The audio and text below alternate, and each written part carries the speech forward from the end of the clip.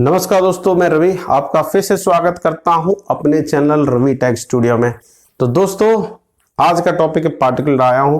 जैसा कि आपको इन्फॉर्मेशन होगी कि अभी करंट में जो क्राइसिस चल रहा है रसिया और यूक्रेन का, रीजन क्या थे, क्यों इनके बीच में क्राइसिस हुआ और क्यों रशिया को फाइनली एक मिलिट्री ऑपरेशन लॉन्च करना पड़ा यूक्रेन के खिलाफ। जबकि ये जो लफड़ा था यूक्रेन और रशिया का, ये तो बहुत पुराना है, बहुत पुराना। ये इसी तरह का कन्फ्रंटेशन है जैसा कि चाइना और ताइवान का है। ताइवान को जैसे चाइना क्लेम करता है कि Taiwan is the integral part of China, और वहाँ का जो कल्चर है, वहाँ का जो रहन सहन है, बिल्कुल चाइनीज लोगों से मिलता जुलता है। ओनली इनके बीच में जो डिफरेंस था वो डिफरेंस था गवर्नेंस का कि यहाँ पे कम्युनिस्ट गवर्नमेंट है तो वहाँ पर एक डेमोक्रेटिक गवर्नमेंट है। तो ताइवान एक डेमोक्रेटिक कंट्री है, डेमोक्रेटिक वे से चलता है।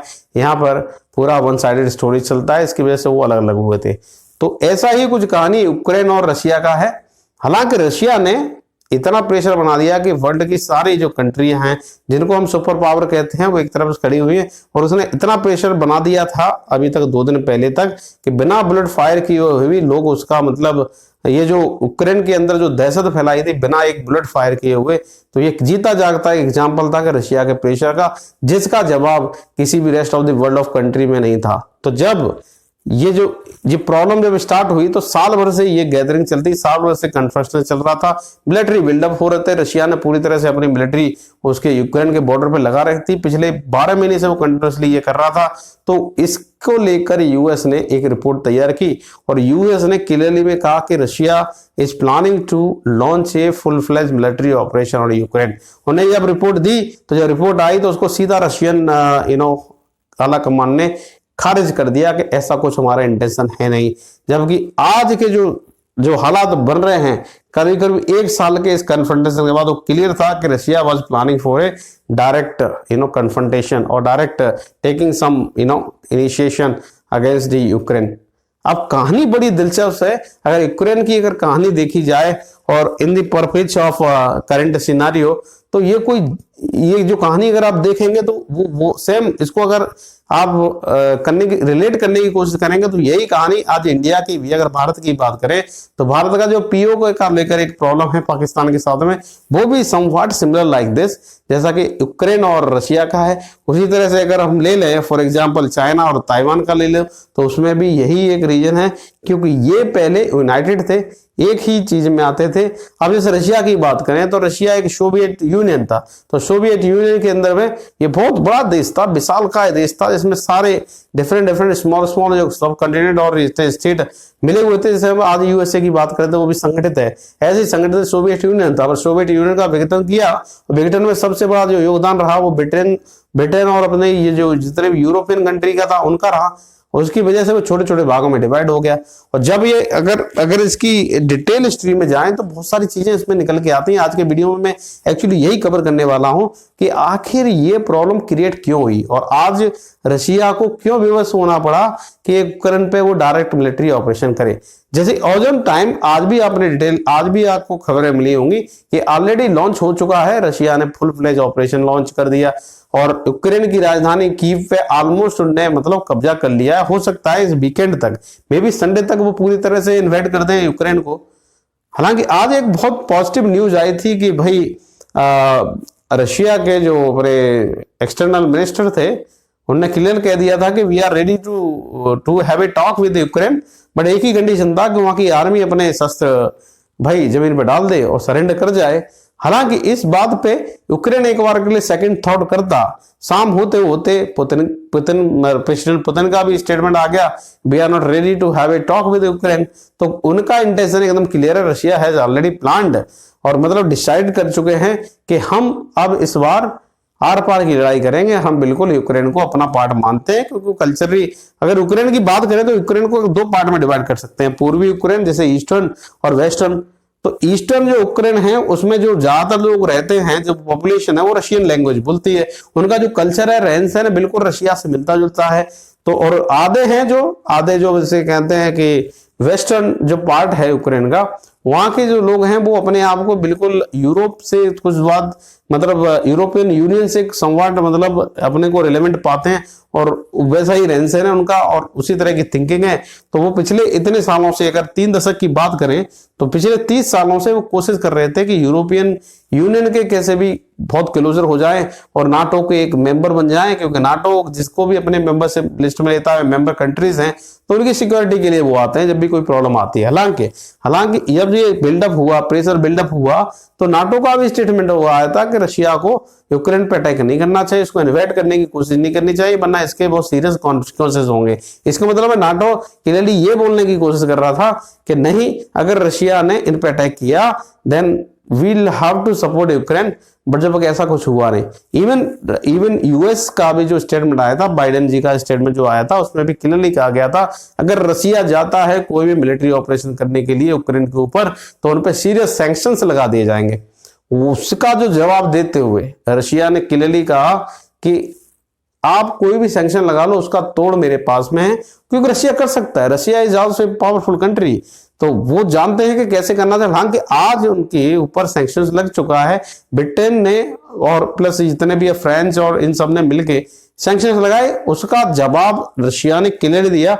आज के दिन सुबह से जब से सैंक्शंस की बात हुई और जब इनने अटैक कर दिया, उसके बाद तुरंत इमीडिएट सैंक्शन लगाया गया है रशिया के ऊपर ट्रेड वगैरह के लिए। तो उसका जो रेसिप्रोकेशन था, रशिया ने अपने एयर स्पेस को क्लोज कर दिया, स्पेशली फॉर ब्रिटिश जितने भी एयरलाइंस हैं वो उसके एयर स्पेस से नहीं गुजर सकती। उसका सबसे बड़ा खामियाजा भुगता प्राइवेट प्लेयर जो एयरलाइंस हैं, जो रेगुलर ऑपरेशंस में थी, रशिया की एयर स्पेस को यूज करके निकल रही थी, उनको अब डाइवर्जन करना पड़ा। उस डाइवर्जन में बहुत सारा मतलब उनका खर्चा हुआ। तो आज से एयर स्पेस कंप्लीटली क्लोज है, स्पेशली फॉर ब्रिटिश पीपल और ब्रिटिश जितने भी एयरलाइंस कंपनियां हैं, उनके एयरप्लेन रशिया के एयर स्पेस से नहीं निकल सकते। तो भाई सीधा सा बात है, रशिया डिसाइड कर चुका है कि भाई यूक्रेन को अपना पार्ट बनाना है और वो बनाएंगे। हालांकि जो स्टेटमेंट आ रहे हैं रशिया की तरफ से वो कुछ दूसरे तरीके से आ रहे हैं। वो ये कह रहे हैं कि हम इन्वेड नहीं करना चाहते पूरी तरह यूक्रेन को, बट हाँ यूक्रेन के जो लोग हैं, साथी हैं, उनको मौका देंगे, उनको ऑप्शन देंगे कि भाई आप हमारे साथ रह सकते हो या फिर आप डेमोक्रेटिक सिलेक्टेड कोई गवर्नमेंट बना के रहना चाहते हैं। तो वही एक रीजन है, वही एक इंटेंशन ये लेके चल रहे थे, जैसा कि जो खबरें आ रही हैं उसमें यही दिखाया जा रहा है। बट रियल सच्चाई ये है कि हाँ, प्रेसिडेंट पुतिन ने कई सारे मौकों पर, कई सारे इंटरव्यूज में भी ये क्लियरली कहा था कि Ukraine is integral part of the Russia, क्योंकि वहां के लोगों का रहन सहन, कल्चर बिल्कुल रशिया से मिलता जुलता है, तो वो अपने आप को एक अलग कैसे मान सकते हैं। तो अगर हम इसकी हिस्ट्री में जाएं, आज इसकी हिस्ट्री में बिल्कुल जाने की हम कोशिश करेंगे और बिल्कुल हम कोशिश करेंगे जानने की आखिर ये कन्फ्लिक्ट हुआ क्यों और क्यों भाई इसके पीछे इतने सारे प्रॉब्लम्स क्रिएट हुए। तो जो आज की करंट सिचुएशन है कि रशिया ने 1,50,000 जो अपने सैनिक थे उनको वहां पे यूक्रेन के बॉर्डर पे लगा रखा था चारों तरफ से, और फाइनली उन्होंने अपना फुल फ्लेज वार भी छेड़ दिया है। तो मुझे नहीं लग रहा कि अगले कुछ 2 दिन में, अगर संडे की बात करते हैं तो संडे तक अगर कोई निगोशिएशन हुआ नहीं, टॉक फॉक्स हुई नहीं, तो ये यूक्रेन को कंप्लीटली इन्वेड कर देंगे, क्योंकि ऑलरेडी डिसाइड कर चुके हैं और उनकी जो सेना है यूक्रेन की बाउंड्री के अंदर घुस चुकी है। तब ज्यादा टाइम नहीं लगेगा उसको पूरी तरह से इन्वेड करने में। अब इसमें जो लेटेस्ट जो स्टेटमेंट आया था यूक्रेन के प्रेसिडेंट द्वारा कि भाई इंडिया इसमें अपनी कोई भूमिका निभाए, भाई इंडिया के प्राइम मिनिस्टर कुछ बात बोल रहे रशिया से। अब भाई इंडिया को तो न्यूट्रल रहने की जरूरत है, ना तो वो यूक्रेन का सपोर्ट कर सकते, ना ही रशिया का खुल के सपोर्ट कर सकते, कि उनको तो क्लियरली ये समझ लीजिए ये तो बाहर के जुम्मन मियाँ हैं, और जुम्मन मियाँ क्या स्टेटमेंट उसमें देंगे। अभी जैसे ही खबरें आ रही थी ट्विटर पे भी मैंने देखा, बहुत सारे ट्वीट्स आ रहे थे कि भैया अब मोदी साहब जाएंगे वहां पे सुलह करवा देंगे। अरे मोदी साहब से अब कुछ वहां होना जाना नहीं है, ऑलरेडी रशिया डिसाइड कर चुके हैं कि नहीं भैया हमें यूक्रेन को अपने कब्जे में लेना है। उसके लिए उनके ऊपर सैंक्शन भी लग गया, जब वो यूएस और जैसे कंट्रियों से पंगा लेने के लिए तैयार हैं, तो ये अपने प्राइम मिनिस्टर साहब वहां पे जाके क्या करेंगे। तो सीधा सा बात थी, क्लियरली था कि हाँ उनका फॉर्मल मीट हो सकता है, 1-2 ओपिनियन दे सकते हैं, पर उनका ओपिनियन कोई मैटर नहीं करेगा, क्योंकि रशिया क्लियरली कह चुका है कि India has nothing to do with this, तो इंडिया तो उसमें कुछ पार्टिसिपेट करेगा नहीं। और रही बात उन पे सेक्शंस की, तो सेक्शंस तो लग चुके हैं रशिया के ऊपर, तो उसमें वो इंडिया से बिल्कुल ये एक्सपेक्ट कर रहा है कि जब यूएनएससी जो यूनाइटेड नेशनल सिक्योरिटी काउंसिल में जब रेजोल्यूशन पारित होगा तो उनका एक्सपेक्टेशन है कि इंडिया डेफिनेटली सपोर्ट करेगा, क्योंकि हम पुराने जमाने से स्ट्रेटेजिक पार्टनर हैं, वीपन्स वगैरह हमारे ही यूज कर रहे हैं इंडिया, तो इंडिया जहां तक है हमारे सपोर्ट में खड़ा होगा। ये तो आने वाला टाइम बताएगा, जब रेजोल्यूशन यूएनएससी में आएगा तो क्या होगा। हालांकि इंडिया के पास में ऑप्शन ज्यादा नहीं है, इंडिया खुल के यूएस के समर्थन में नहीं आ सकता, खुल के यूक्रेन का समर्थन नहीं कर सकता, और रशिया का समर्थन बिल्कुल इनको करना पड़ेगा, ये मजबूरी है उनकी, और बिल्कुल करना पड़ेगा भाई, क्योंकि जिस देश ने आपको इतना सशक्त बनाया, सारे उनके वीपन्स आप यूज कर रहे हो, हर तरह का टाई अप उनके साथ में, जब आपको जो चीज चाहिए वो वहां से मिलती है। अभी लेटेस्ट डिफेंस डील जो हुई थी, इसमें S-400 करके जो एयर डिफेंस सिस्टम है उसका भी भाई अभी डिलीवरी होनी है। तो ऐसे मामले में इंडिया को तो बिल्कुल न्यूट्रल रहना चाहिए, ना तो वो कोई रशिया का फुल सपोर्ट कर सकते हैं, ना भी यूक्रेन का सपोर्ट कर सकते हैं। आप बस बाहर बैठिए, बाहर से अपनी राय अपने पास रखिए, आप कोई राय नहीं दे सकते।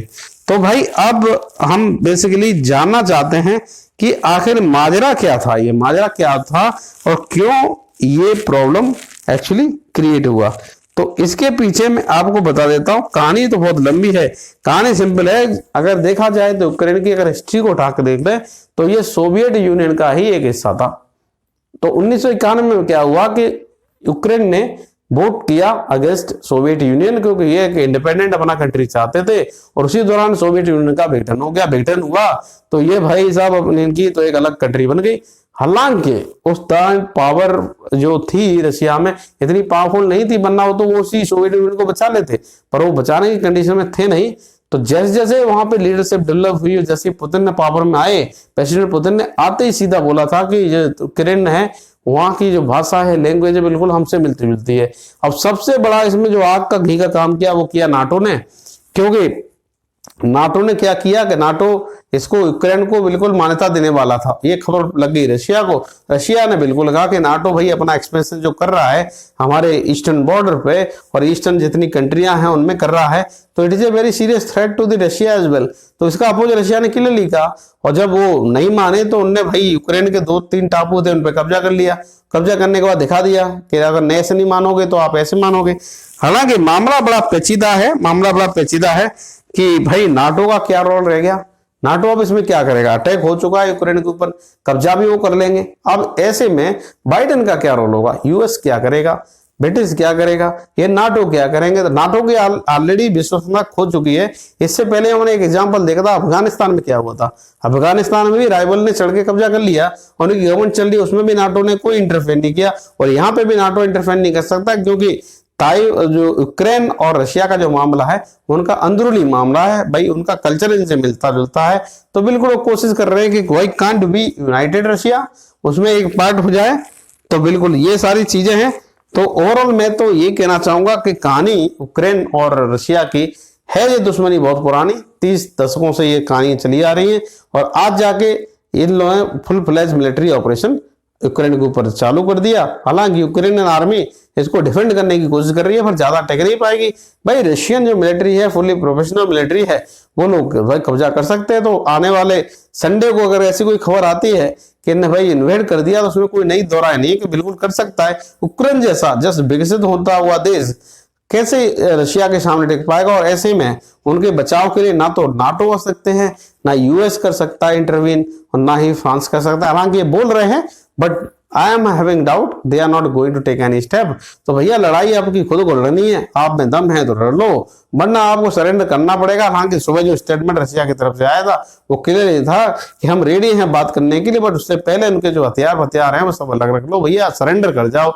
अब सरेंडर करते हैं कि नहीं करते ये तो आने वाला टाइम बताएगा। वो इसलिए लड़ रहे हैं, उन्हें पता है कि शायद नाटो और उसकी जो लाइट फोर्सेस हैं, मेंबर कंट्रीज हैं, वो शायद कोई स्टेप ले लें। हालांकि ये तो अब सामने आएगा, अपने सामने दिखेगा कि इसमें क्या होने वाला है। तो अभी का एज ऑन टाइम अगर देखा जाए तो रशियन आर्मी उसमें एंटर कर चुकी है, उनके कीव पे कब्जा कर लिया, जो कि बहुत ही फेमस मतलब इंटरनेशनल एयरपोर्ट है, उसमें कब्जा कर चुके हैं। धीरे धीरे हो सकता है कि पूरे पे कब्जा कर ले। तो ओवर ऐसे में नाटो को कुछ इनिशिएटिव लेना चाहिए, मेरा मानना है नाटो को कुछ इनिशिएटिव लेना चाहिए, नहीं तो उसकी विश्वसनीयता लोग ऑलरेडी खो चुके हैं। उन्हें पता नहीं है नाटो ने कोई भी मिलकर कंबाइंड ऑपरेशन किसी के खिलाफ किया हो। तो ओवरऑल ये तो अब आने वाला समय बताएगा इसमें होने वाला क्या है। तो साथियों आपको क्लियर समझ में आया होगा क्या थी कहानी यूक्रेन की। तो यूक्रेन और रशिया का वही रिलेशन है जो कि चाइना और ताइवान का है।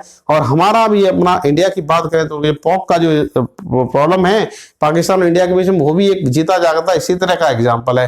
तो साथियों, आई होप ये टॉपिक आपको क्लियर हो गया होगा। अगर कोई फीडबैक आप देना चाहते हैं, do write in the comment section and please do subscribe to my channel, don't forget to press the bell icon so that I will be bringing some more videos on this topic. और मेरे जितने भी video आते हैं general opinion होते हैं, academic content होते हैं, इस तरह के कंटेंट अगर आपको अच्छे लगते हैं तो please do subscribe to my channel, don't forget to press the bell icon. तो मिलता हूं अगले वीडियो में एक नए अपडेट साथ, तब तक के लिए नमस्कार, जय हिंद, वंदे मातरम।